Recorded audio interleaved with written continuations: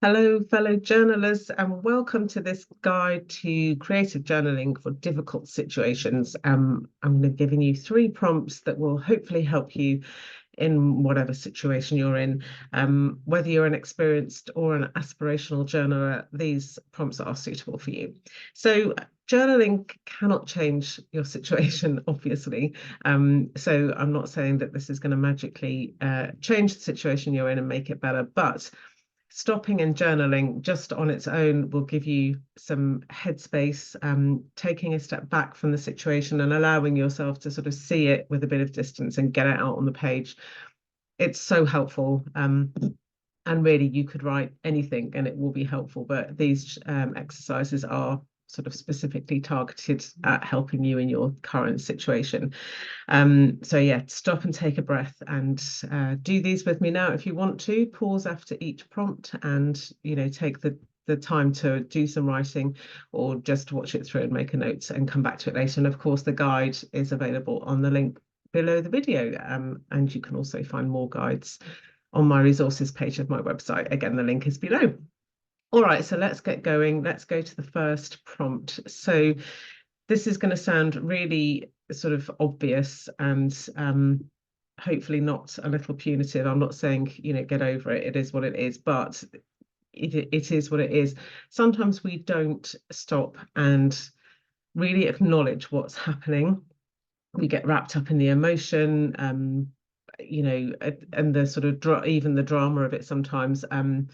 And we can just get lost in the emotion of it as well. So actually just stopping and looking at what's there and what's actually happening can be really, really useful.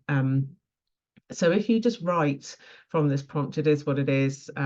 Just write about what's happening, what's literally happening, who's involved, when it's happening, all that kind of thing. And if you read it back, keep an eye out for if you've included feelings, judgments, assumptions, generalizations, all that kind of thing. This always happens.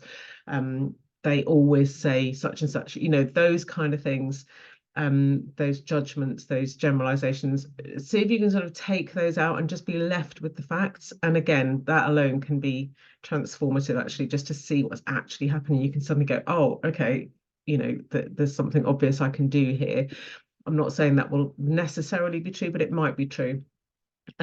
So you don't have to like what it is. I'm not saying, you have to sort of lump it, but it's just about acknowledging it and facing it, which you'd be surprised how much we can avoid doing that at any cost.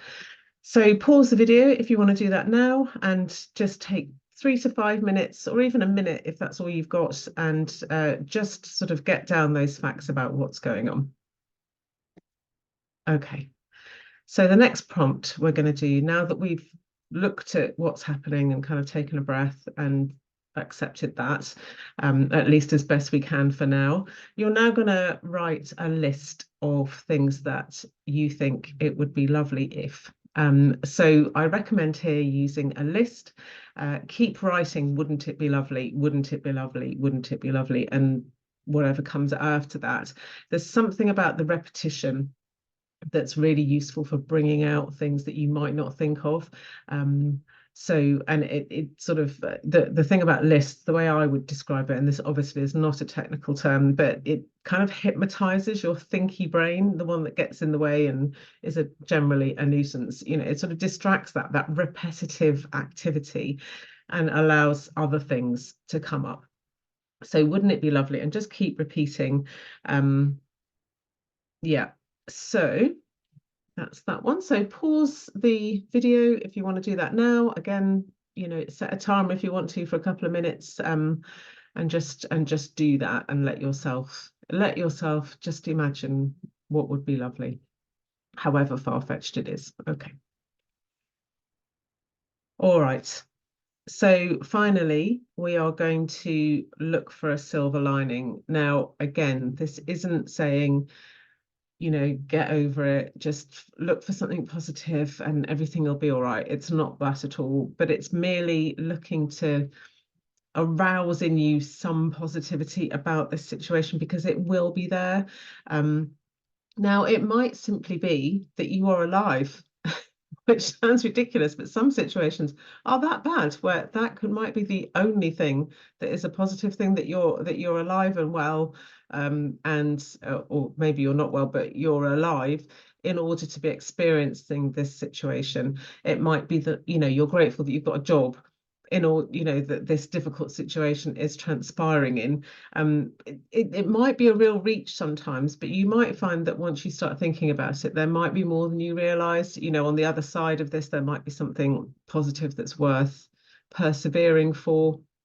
But it's not about trying to be positive over negative. It's just about find one little thing within this situation that could be a positive and just write about that. Again, pause the video if you want to do that now. All right. So that's the 3 prompts. As I say, even if you just stop and write about, you just have a rant, get it all out, just type it in a document at your computer if you're at work and you can't get away and you don't want to write it down. Anything will do, anything will help. So hopefully now you've got a bit of perspective and insights, and there'll be one little thing you can do that maybe will contribute towards this situation. And actually, even having done this, will have done that. And even if the only action is, you're going to write a note to the universe or whatever you believe in tonight, saying, got any ideas of how I can deal with this situation? You might, put that by your bed. That's a technique that some people use. All right, well, I hope that's helped. I'd love to hear if it has. Again, the guide is below, you can download it, and my website is there if you'd like to see more resources on guides for creative journaling. All right, good luck. Thank you.